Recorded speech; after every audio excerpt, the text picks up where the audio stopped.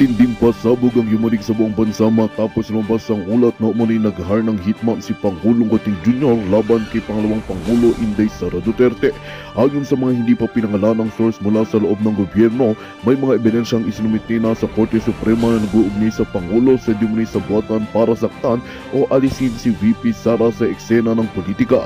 Dahil sa bigat ng akusasyon, pabilis na umaksyon ng ilang mahistrado ng Korte Suprema at inaasahang magsasagawa ng isang emergency session upang talakayin ang legal na hakbang at seguridad ng Vice Presidente. Samantala, ilang senador at mambabatas ang nananawagan na agad imbestigahan ng issue at kung mapapatunayang totoo ay dapat papanagutin ang sinumang sangkot kahit pa ito ay nakaupo sa pinakamataas na posisyon ng bansa. Samantala, wala pang ilabas na opisyal na pahayag ang Malacanang ukol sa kontrobersya habang nananatiling tahimik naman ang kampo ni VP Sara. Gayunpaman bantay sarado na ngayon ang seguridad ng Vice Presidente. Ayon sa ilang source mula sa AFP, patuloy naming susubaybayan ang kasong ito na maaring magpabago ng takbo ng pambansang politika sa mga darating na araw. At yan na ang balitang ating pakakatutukan. Ngunit bago ang lahat, siguraduhin mag-subscribe at ihit ang notification bell para sa patuloy na pagtutok sa mga sulap ng bagong balita dito lamang sa tunay na boses ng masa.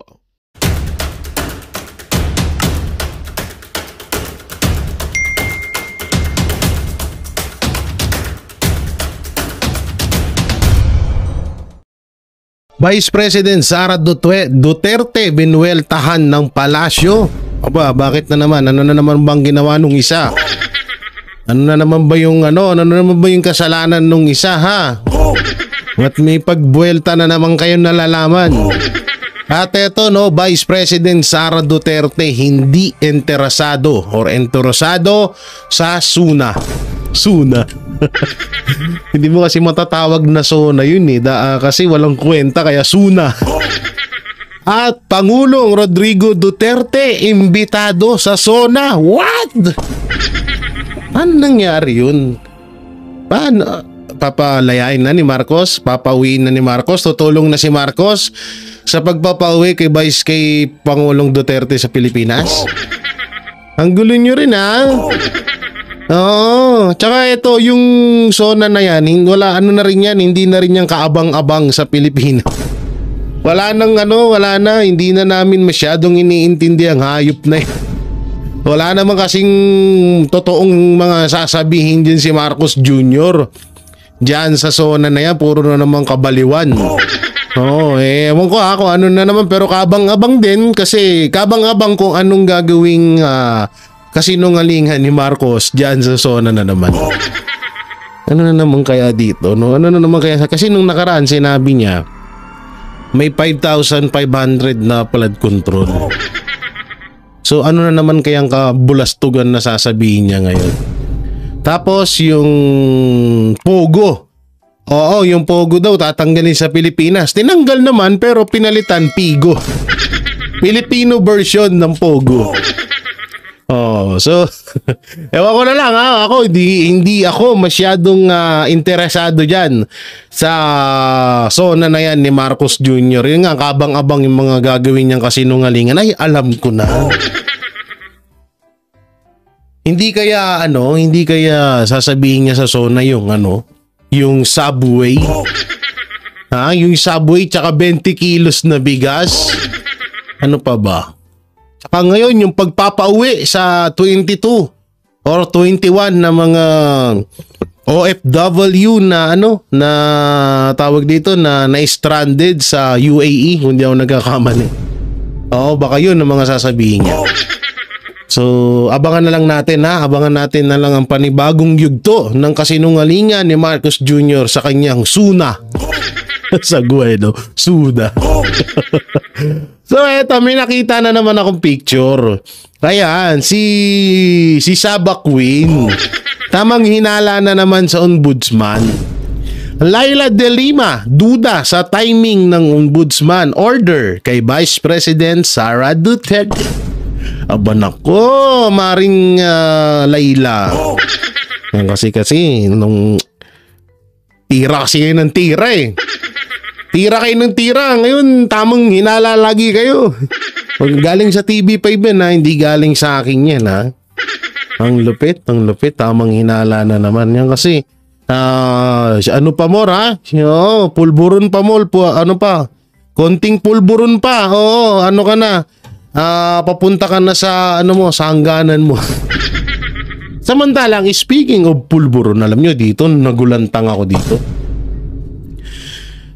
Pero, okay naman siya. Para sa akin, okay naman siya. Kaso, paano to maipapatupad kung yung mismong presidente ay ayaw gawin ito? Ito po yung tinutukoy ko. Yan. Kung ito po, di ko po 100% kung alam kung ito ba ay legit. Pero dito po, nakalagay, announcement. All senior high school and college student. Kailangan may accent tayo para galangin tayo ng mga kunwaring matatalino dyan, no? High school and college students, mes yun ha, ay kailangan magpa-drug test for the school year 2025 and 2026. Daming naiisip, no? Ewan ko lang kung totoo to ha. Ano to? Educational news and updates. Yan po yung nag-post niyan. So dito, ito, para ho sa akin, wala naman po itong problema. Ang problema dito, kung aagarin nyo na magpa-drug test ang mga high school and college, bakit hindi nyo maagad yung presidente? Yun yung pinakatanong niyan ba't yung sa presidente wala? Dapat siya yung dapat siya yung una na magpa-drug test, magpa-hair follicle test. Ilang taon nang hinihingi sa kanya yun hanggang ngayon, walay pa rin. Wala pa rin siyang aksyon, no? Pero yung senior high drug test, ito walang problema to kasi baka may mga estudyante nga naman kasi nga lipa na ang ngayon, alam nyo na, alam na this. Lipa na ang droga at naglilipa na din ng mga NPA, yung mga makakaliwa diyan sa mga eskwelahan, lalo na sa college and high school. Ngayon, hindi natin alam, baka may mga, alam niyo na, may mga ibang mga estudyante sa hirap ng buhay ngayon, mas pinipiling magbenta ng ganyan para maitawid nila ang kanilang pag-aaral. Alam nyo ito may kukwento ko sa inyo. May dalawang estudyante akong kilala na tinutulong-tulungan ko din kahit papano kasi ayokong ipagpatuloy yung ginagawa nila. So babae at lalaki to. Yung lalaki, umi-extra magbenta ng damo. Damo yung alam mo na, kung ano yung damo. Yung basa bawal din yun ha. Sa school nila mismo. At etong babae naman, medyo hindi ko masyadong 100% kung gumagawa siya ng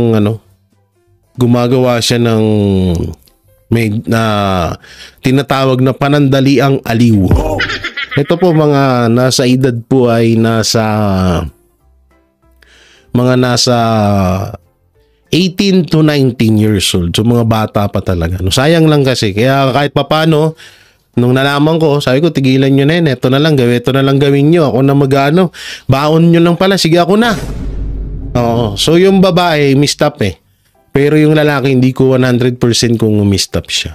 So ganyan kahirap na kasi ang buhay ngayon sa Pilipinas. Kaya yung ibang mga estudyante, alam din nilang hirap magtrabaho, napakahirap maging working student, no? So hindi ko man yan nadanasan dahil hindi naman tayo nakapag-aral. Tawag dito, sobrang hirap niyan. Mas mahirap yun sa kanila kasi medyo talagang labag sa batas yung kanilang ginagawa. So eto, ako goods ako dito sa high school and college, pero sana pangunahan muna sana ng mga opisyal ng gobyerno. No, sana doon muna magsimula itong announcement na to bago doon sa mga bata. Yun lamang ha. Marcos, mag-drug test ka na, hinayupak ka. Matatapos na lang termino mo, hindi ka pa rin nagpapa-drug test, no? So, eto na nga yung usapang SONA. No, eto na napakaganda nung tinalakay dito ni Sir Jason sa mapatungkol sa SONA, sa darating na SONA na pangilan na ba? Pangatlong SONA na ba? Hindi ko kasi masyadong update eh. So, eto po, pakinggan po natin. Ano yung mga binanggit niyang mga pinangako niyang gagawin noon? Ngayon ka magche-checklist. Natupad ba ito? No? Ngayon, kung hindi natupad, ano ang dahilan? Yan ba'y kakulangan ng pondo? Kung ano man yun, no? Like for example, ang sabi niya last SONA, ito talagang tumanim ito sa kaisipan ng Pilipino. Sabi niya, tayo po ay nakapagpagawa ng 5,500 flood control. Oo, so asan na yun? Nagkaroon na ng baha sa Pilipinas, wala pa rin yun. Okay. flood control project, no? Sa iba't ibang dako ng bansa. At libo-libo pa ang darating. So, may kulatilyang ganon, hahanapin mo ngayon nasaan yung mga dagdag doon sa 5,500. Kasi ang sabi ng presidente noon, and thousands more are being constructed. So, maniningil tayo roon sa puntong yon. Sa safety. Ang sakit sa tenga, Sir J. Seguridad para sa mga turista. Kung ikaw ang tatanungin, paano ba ito i-take? Kumbaga, kung ikaw sa sarili mo, wala ka namang pagkukulang at kung makikita yan naman yan sa resulta, pwede kang magsabi ng gano'n na hindi totoo yan, dapat baguhin. Pero kung wala namang nangyayari, wala namang resulta, paano iti-take po yan? Manong Jay? Alam mo, natural lang na reaksyon yon ni Secretary Frasco dahil yan ang trabaho niya, no? Yung pagandahin ang imahe ng Pilipinas. Pero ang problema kasi may mga naunang pangyayari, no? Kung yung matatandaan, may mga pinatay na Chino, may mga kinidnap na ganito. Hindi mo mabubura yan eh. Kasi nagre-reklamo siya, hindi basta-basta na lang binura, tapos kailangan may paliwanag. Ang ano dyan, ang dapat na gawin, kung taga-gobyerno ka, huwag mo na sagutin yun. Ipakita mo na lang sa mga turista, sa mga prospective clients mo na maayos ang Pilipinas, pwede kang pumunta, safe ka. Kasi kaso nga lang, hindi, kaya nga wala nang pumupunta na halos ng mga investor or turista ngayon kasi nga bumalik na naman ng mga kidnapping. Yung mga kidnap for ransom. Kaya ang masaklap pa nga ho dito ay kadalasan po ibang PNP po ang involved sa mga kidnapping. Kaya nga, diba, nananawagan tayo sa bagong PNP chief na pinakamagaling na PNP chief sa balat ng putang inang lupa. Walang iba kundi si General Torre. Diba, nananawagan tayo na mas fokusan niya yung mga smuggling, yung mga kapulisan na dawit sa mga ipinagbabawal na droga, dawit sa mga kidnapping, sa mga kidnapan, dawit sa mga pangungutong, diba? Yung mga pasok sa bahay na wala naman mga warrant of arrest, katulad nung nangyari dito, banda sa amin. So dapat yun, kaso wala eh. So hindi kasi tayo talaga dadapuan dito ng mga investor kapag sa oras na ang mga businessman nalaman nilang delikado yung mga buhay nila dito sa bansa natin. So hindi talaga mangyayari yun. The more na gagawa ka pa ng mga diskusyon, mag-iisip tuloy yung iba na siguro may problema nga, no? So sa akin, yun ang the best na pwedeng gawin ng gobyerno. Ipakita na gumawa sila ng audiovisual or they go on a hopping sa mga sa mga iba't ibang sites, no, including television stations all over the world na nagpapatunay na maayos ang Pilipinas at magandang puntahan. Oo. Ang nangyayari nga kasi dito, Sir J, nangyayari sa bansa natin, mga kabiyaya, puro lang salita ang gobyerno na okay at maayos ang bansang Pilipinas. Pero kung bubusisiin mo talaga yung record ng krimen sa Pilipinas, hindi nalalayo nung kapanahunan ng mga Aquino, ng mga Dilawan. Kasi nung mga panahon ng Aquino, ng mga Dilawan, talagang talamak ang krimen sa Pilipinas. So nabawasan yun, wait lang, i-chat GPT natin. Ha? I-chat GPT natin para maganda. Kasi mahirap na magkamali ang tanong, nandito pa ba yung chat GPT ko na? Ito. Oo, ilan? Ito itatype ko sa chat GPT. Oo, show me. Not now. Ilan ang krimen nung panahon panahon ni Pres Duterte. Ayan search natin. Ito may lumabas. Kitang-kita nyo ang galing talaga ni Chat GPT. Hindi, ito kabisado ko naman, kaso nga lang syempre kailangan natin ng sa panahon ni Pangulong Rodrigo Duterte 2016 hanggang 2022, bumaba ang naitalang bilang ng mga krimen ayon sa datos ng Philippine National Police or PNP. Narito ang buong crime statistic. Noong 2016, humigit kumulang 584 na kaso ang meron tayo sa Pilipinas.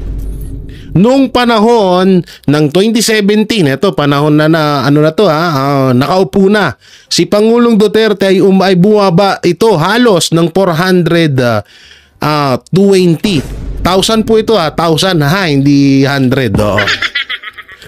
Noong panahon ng 2018 ay nung 2019 pala humigit kumulang 440. Hanggang sa 2020, bumaba pa sa 320. May epekto rin ng COVID at lockdown. Hanggang sa 2021 ay umabot na lang po ito ng 380. Eto Bali sa 60%, pagpatay index crime, mga malalang krimen tulad ng pagpatay, pagnakaw, rape, ATBTI bumaba ng mahigit 60% mula nung 2016 hanggang 2021. Salamat ChatGPT. So ganyan yung krimen sa Pilipinas, So napababa yan. Kasi nga sobrang taas talaga yan nung panahon ng Aquino. So panahon ni Pangulong Duterte, nabawasan yan, nabawasan ng droga, nabawasan ng mga magnanakaw, mga adik, mga namumulestya, mga yun na. So panahon ni Pangulong Duterte yun. Kaso nga lang, nung panahon na ni Marcos, eto na. Pumangalawa po ang Quezon City at Maynila. Sa buong Asia, sa pinakamalaking krimen or pinakamalalang krimen na nangyayari sa buong Asia. Hindi lang sa Pilipinas Pasok po ang Pilipinas 2 beses. Biruin nyo po yun. So sino ba naman tanga na mga investor na papasok sa Pilipinas para gumastos sila ng pera kung hindi rin naman safety yung mga buhay nila?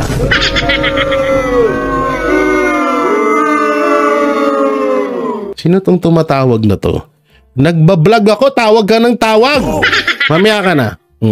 Tsaka yung mga individual na mga tao, wala rin naman siguro yung kaibahan doon sa mga turista. Sarili nga nating mga Pilipino, nagsasabi na parang hindi na safe ngayon kumpara noon. Hindi ako kampante, hindi yung feeling ko hindi secure. So kumbaga, kahit na yung sarili natin na mga kababayan, ganun din yung nararamdaman, so maaring makaapekto din talaga ito indirectly or directly sa mga turista. Alam mo, tama yung ginamit mong salita kampante, Maaring maayos ang kalagayan, pero kung hindi kampante yung turista, malaking problema yon. Yun ang dapat i-address Dapat maging kampante yung prospective tourist para na sa ganon na mawala yung mga agam-agam nila. Lalo na yung mga experience sa airport, kunyari. Kasi yan ang window Yan ang Bungad pa lang. pintuan o pugad o pinto, no? Pagka doon pa lang sa airport, may problema ka sa tanimbala, may problema ka sa nilaslas yung maleta mo. Mataas na ganun. pamasahe. Mataas na pamasahe mula Terminal mataas 3 na hanggang pamasahe. Terminal 2. Correct. 1.5 yata yun. Oh. Alam mo, tayo lang may, ewan ko meron siguro sa ibang bansa, pero ako, awa ng Diyos, nakabiyahe naman tayo noon, pero bukod tangi sa Pilipinas, merong ganyang requisitos, no? So, it's not helping, anong tawag ito, income. O yan, isa pa yan. Diba? Sa NAIA. Ulitin ko ito hindi ko po kinukumpara, mimuta pa ako. Hindi ko po kinukumpara si Marcos at si Duterte. Napakalayo ni Marcos kay Duterte. Ano lang yan, lupa lang yan sa kuko ni PRRD. Ang kinukumpara ko dito yung yung pagiging maayos noon at ngayon. Isa din yan, NAIA, 'di ba? Yung uso yung laglag bala na bumalik na rin ngayon. Uso yung mga empleyado na gumagawa ng katarantaduhan diyan sa NAIA. So ngayon, nung panahon ni Pangulong Duterte na wala din yan, o naging maayos ang NAIA, naging malinis ang NAIA, pero nung panahon ngayon, nandiyan na yung surot, yung pa ba yung sinasabi nila, yung mga ipis. Oo, tapos ito na, nagbalikan na rin yung laglag bala, yung mga empleyado na nangunguha ng mga pera, 'di ba? So isa pa rin yan sa problema kung bakit hindi tayo magkaroon ng maganda at maraming investor dito sa Pilipinas. Isa din yan. Chris, our tourist arrival, yung mga ganyan, no? Tapos yung mga hinihingan, no? Mga malting, di ba? Yan, dapat i-address mo na yan. Pag na-address mo na yan, saka ka magreklamo, bakit ka nasama dyan? Opo. Gaano naman kahalaga na yung mga leader natin vocal sa paglaban sa kriminalidad? Kumbaga, parang ikaw na bisita, maririnig mo yung isang leader sa lugar na yan na, oy, kayong mga hinayupak na kriminal, wag kayo rito. Yung mga ganan. Tapos meron siyang ipapakalat ng mga pulis. Yung mga pulis din niya, mga snappy. Kahit isipin mo pa lang, feel safe ka. Kasi halimbawa, pagpunta ka ng Singapore, parang matatakot yung gumawa ng mali doon. Kasi parang parang nandun yung parang naka-establish siya ng imahe. Like kagaya sa Davao City noon. Pag naka-establish ka na yung liderato dyan, talagang stricto, matapang, no? At welfare ng taong bayan ang inuuna, talagang magiging kampante ka. Mas alam nyo, talagang kapag kayo nakapunta ng Davao, ito lang unang sasabihin nyo dun, sana all. Totoo. Mapapasana all kayo sa Davao City. Grabe, sobra. Pagbaba mo pa lang ng airport, dama mo na, sasabihin mo, sana all. Pag uwi mo ng Pilipinas, parang ayaw mo nang bumalik. Anong Pilipinas tuloy ng Maynila? Parang gusto mo na lang sa Davao. Sa totosin, ginugulo pa nila Davao, ha? Totoo. Iyon yung sinasabi ko sa inyo na maayos ang pamamalakad. No? Kaya napakayaman. Kaya nga kung halimbawa man na matuloy ang pagbubukod ng Davao, kawawa tayo rito sa Maynila. Totoo, kawawa ang Maynila, ang Luzon pag nagbukod ang Davao, ang Mindanao sa bansang Pilipinas pag yan ay naging bukod ng presidente or bukod ng namumuno. Naku po. Sinasabi ko sa inyo. Kaya pag nandun ako, parang ayoko na umuwi. Sarap ng pagkain, fresh. Hindi ka maglilinga-linga sa paligid mo kasi sobrang safety doon. Diba? Ginugulo lang ni Torre. Si Torre lang naman panggulo doon, yung hayop na kupal na yan. Minura no? Mas kumpiyansa ka na bumisita doon, Manong Jay. Sabi nga ng Ilocano, kinakailangan pakita mo yung sample, no? Sample. Yung example. Kailangan pakita mo yan. Tulad sa Davao, nagtataka yung iba, bakit ang taas ng arrival sa Davao, no? Simple lang, nakikita nila yung mga lumalabas sa social media at saka sa word of mouth, pag sumakay ka ng taxi to the last centavo, binabalik ka sukli. Malaking bagay yun, no? Tapos, malinis. Tapos, unhampered ka pag nag-ikot ka kahit madaling araw.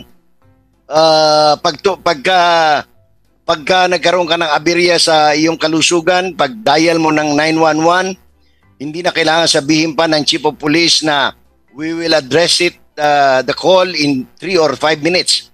Kasi pre-position yung mga emergency crew, no, yung paramedics.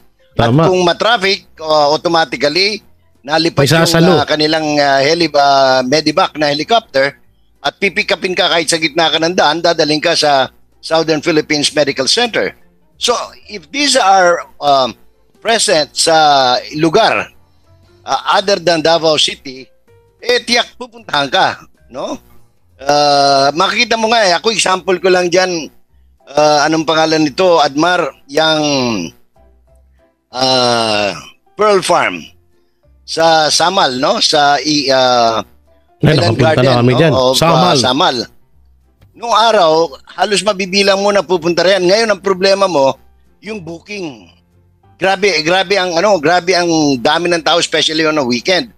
Talagang ako'y namangha dahil matagal-tagal na akong hindi nagawi dyan. Tapos nung ako'y mapasyal, talagang makikita mo, kasi maayos lahat Ang State I-forward natin dito sa SONA. of the Nation na address ay ginagawa taon-taon. Bago muna itong usapin sa posibleng hindi ulit pagdalo ni ni Vice President Sara Duterte. Para sa kaalaman ng lahat, bilang isang veteranong broadcaster, Manong J, ano ba ang malimit, ano ba ang nilalaman ng SONA ng isang presidente? Okay. Ang SONA basically is ulat sa bayan, no? Yung nagawa mo for the last 365 days, iulat mo sa bayan yon. At the same time, ikaw rin ang mag-uulat sa bayan kung anong binabalak mong gawin sa susunod na 365 araw. Magandang balita ang hatid namin sa inyo ngayong araw. Sa pagtatapos ng aming balitaan, nagbigay kami ng mga mahalagang impormasyon. Maraming salamat sa pagtutok at pagsuporta sa aming programa. Huwag kalimutang manatili sa mga susunod na araw para sa mga bagong balita at mga kwento na dapat nating abangan. Mula sa Boses ng Masa, magandang araw, Pilipinas!